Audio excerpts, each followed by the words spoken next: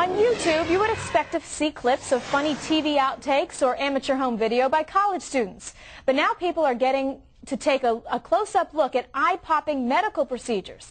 They're being posted by patients to save some money, and some doctors are encouraging it, even offering Botox shots as an incentive. Dr. Chynn joins us now.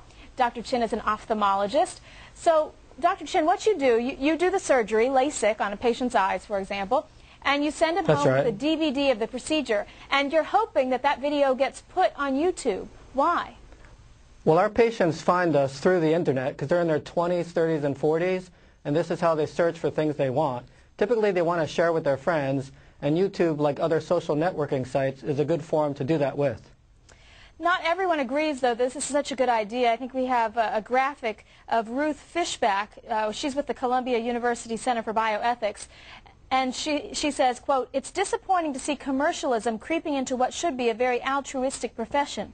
If you agree to give your testimonial on YouTube, will that doctor treat you better when you come back than someone else who has refused to do this? It puts a lot of pressure on patients." Doctor, do you feel that there's anything unethical about what you're doing? Well, I went to Columbia for medical school, and I think I actually took a course with her. Our patients are elective surgery patients. That means they pay out of pocket about $5,000 for this procedure. We only give them a $100 gift card to compensate them for their time if they choose to do this after the surgery. So we're not forcing anybody to do it, and probably only about 5% of our patients actually take the time to do it. So you can see it's not really a conflict of interest, otherwise we would have 90% of the people doing it. And in addition to the $100 off, there's also possibility of Botox injections. Is that another incentive? Well, that's just because we also do Botox because that's an Allergan product, first done by ophthalmologists.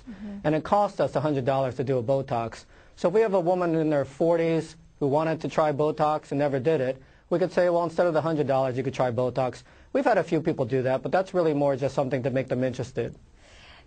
You know, viewers who see something on YouTube, I mean, you're not able to then go back and interview the subject on YouTube 1 or 5 or 10 weeks later to see how the procedure and see how their eyes are then. Is there do you have any concern, maybe not related to your practice, but viewers or potential patients getting this kind of medical information on YouTube and trusting a doctor that way? Well, we're known in New York at Park Avenue Lasek for doing non-cutting LASEK, and people don't know the difference between LASEK and LASIK. So video is actually a very good forum for them to educate their friends, because typically they have friends who wanted to get it done, but they're scared. And by showing the non-cutting procedure, after they see that on YouTube, they get it done and they're comfortable. And you can't do that unless you have a video or graphic-based medium. You can't just tell them, oh, it's non-cutting, don't worry about it. They really have to see it to believe it. And briefly, Dr. Chynn, have you gotten a pretty good response from these YouTube postings?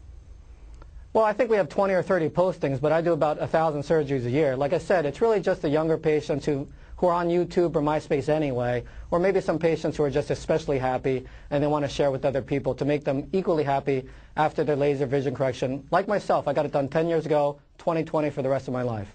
All right, Dr. Chynn, very interesting issue popping up with the YouTube and medical procedures posted there. Thanks for coming on with us today. Thanks for having me.